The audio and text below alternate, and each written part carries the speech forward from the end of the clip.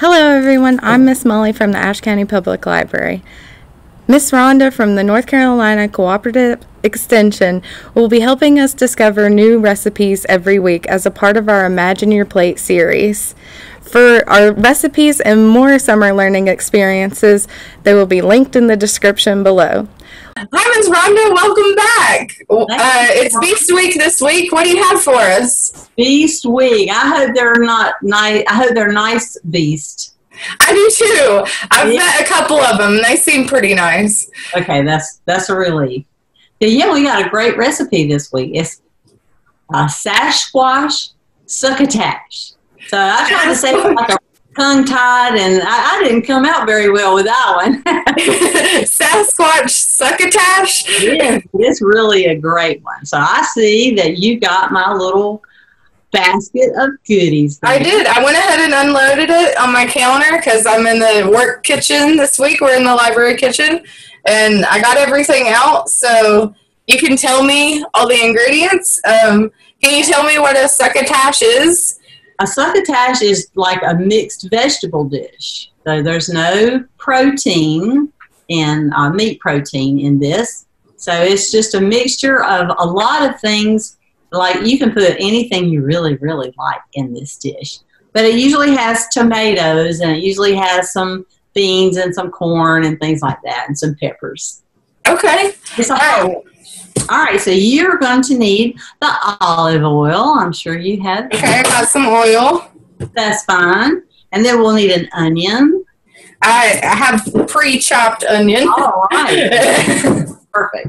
You need a yellow or a red bell pepper, and I see that beautiful thing right there.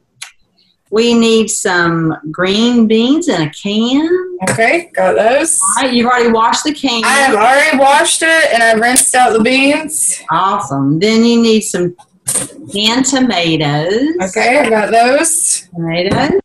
That's one of the keys to succotash. And then we're going to use to season garlic powder. All right, garlic powder. Salt and pepper. Got those. And I didn't know if you got cilantro or fresh parsley to use. I did get fresh cilantro. Okay, we'll go over that. And then a little bit of lemon juice. Okay, I got lemon juice. That's it. That's all we need. That's it? That's all? Okay, cool. First thing you have to do is heat a tablespoon of oil in your pan. Okay. I usually turn the pan on just like you do and go ahead and add the oil just like that. They say for some reason or another don't cook with better. I got my tablespoons. Yeah. If you feel like you need a little bit more, we can always add a little more later. Then you need a medium onion chopped. Okay, I got my onion already chopped. Throw that in there. Okay.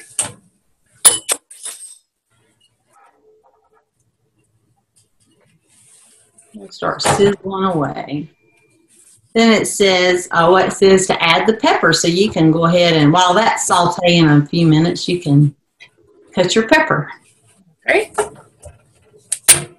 Got that going. So is there any specific way that I'm supposed to cut a pepper? There is not. Show me how you like to cut a pepper. Okay. Do I dice it like I did the onion? You do. You dice it just like you did that. Oop. Gotta get the thing out. Like my mother used to do that. She'd take that core out first. Yeah. I've seen where you slice it around. Yes. To get everything out. Can. I think I'm going to try it. I'm just going to be really basic today. Okay. Sounds great. There's nothing wrong with basic. Yeah. So you're just getting rid of the seeds and that little white, call it the pith in the middle. And for some reason or other, it's not as tasty. And so I was just explaining to the boys and girls while we trim that off, the rib and the seeds, because they're not quite as tasty. So when it comes to the seeds, can you use that for anything else? I have never done that. I think they just use them to plant another pepper plant. Okay. So is there any difference between a red pepper or an orange one or the yellow ones? That's a great question. So all peppers in the field start green. So a green pepper is an unripe pepper. And believe it or not, I used to live on a farm and we grew acres and acres and acres of peppers. Ooh. And we found out that the wildlife did not like green peppers. They were not ripe.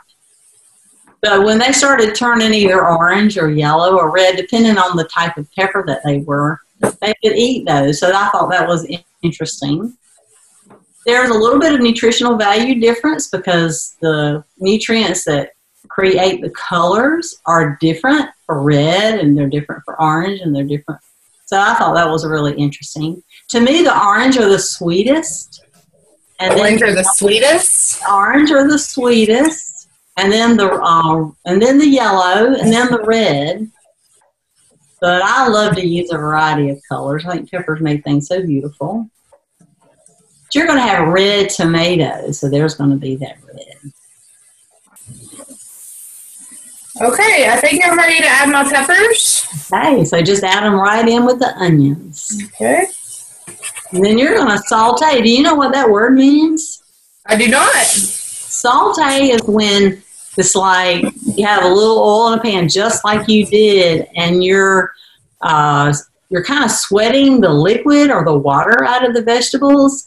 And then when that liquid evaporates, then all of a sudden they kind of start frying and sizzling, and that's what a saute is. So that's how you get the flavor out of the vegetable. Okay, I think I have these sauteed. Okay, so we're going to add the garlic powder, so 1/4 of a teaspoon. Okay. Garlic powder.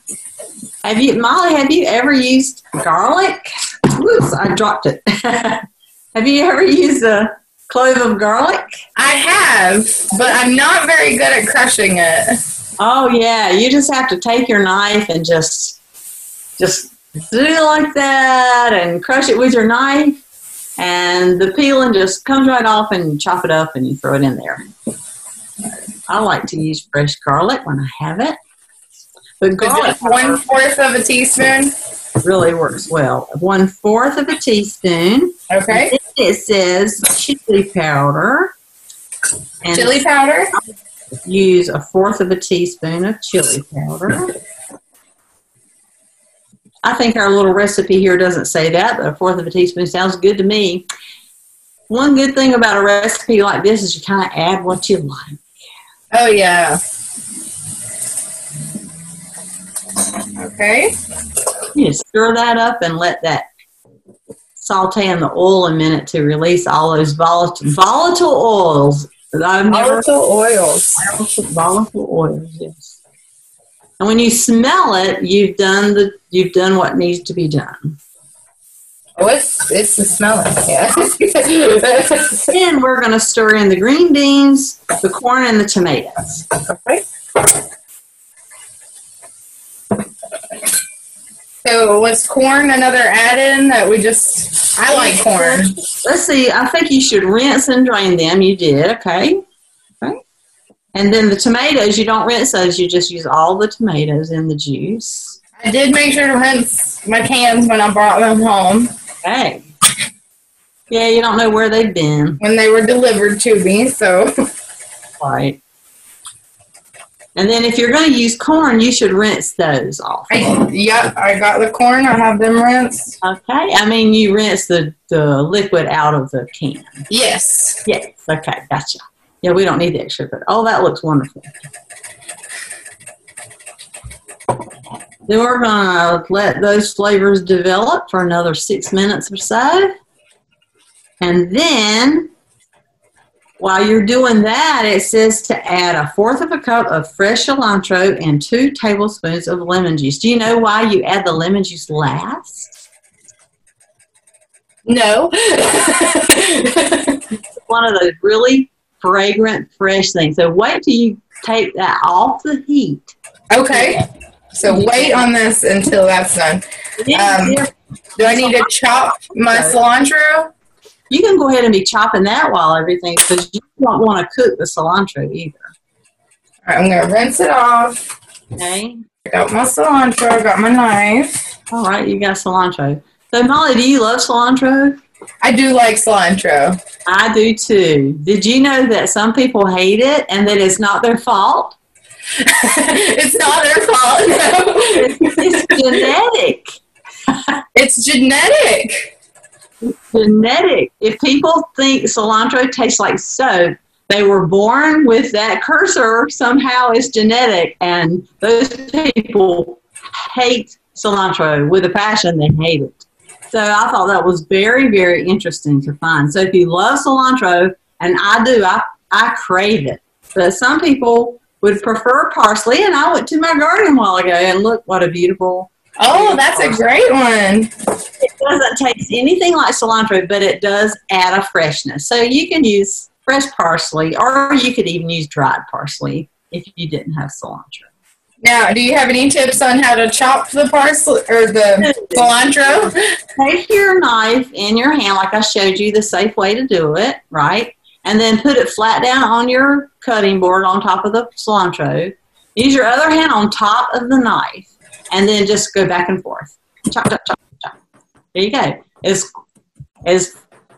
firm as you can, because you don't want to bruise. As firm as I can. Okay. Yeah. You just want to chop it. You don't want to bruise it. There you go. And you don't have to do much. I bet you smell it. I do. It smells so good. Sure, that's perfectly fine.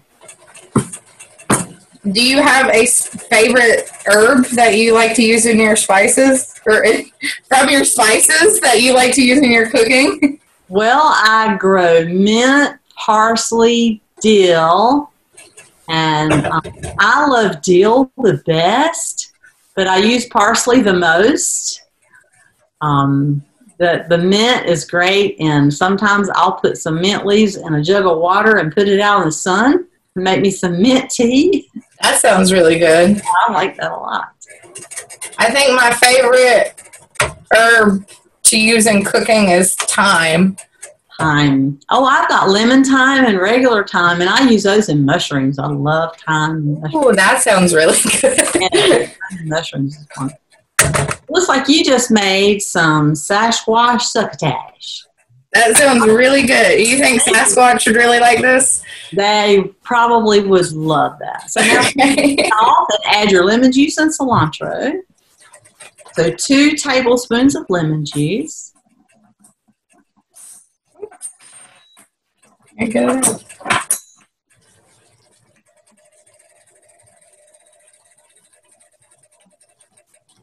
Doesn't take much. There you go. That's.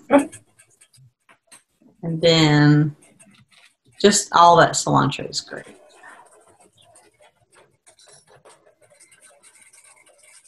I wish I was there to taste it with you. It smells so good in here. Wow. Well, that makes a perfect side dish. It does. Everything is there that you would love. I'm going to have to make some. I really am. I think I could do that. This would make a wonderful stew. Yes, if you wanted to put some protein, you could use chicken or beef. You could put potatoes, carrots. Oh, yeah. You can do a lot of things. Great. All right, I'm going to turn off my heat. I'm going to wait just a second and find the bowl.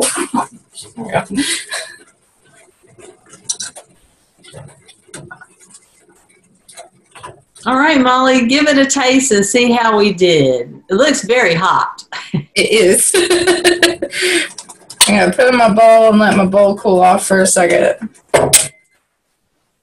And I'm going to clean up my space. Okay. Hey, I think I'm ready to try it. All right, let us know how it is. Don't burn your mouth.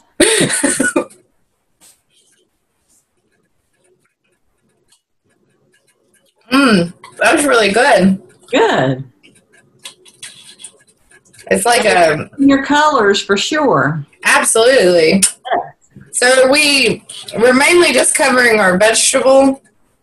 food group? This is all vegetable, yes. So you have covered, but you've gotten such a variety. There's 5 groups of vegetables. There's starchy, potatoes, and things like that. And they're not quite as nutritious as the other ones. You got the green beans, which is not a dark green, but it's a green vegetable.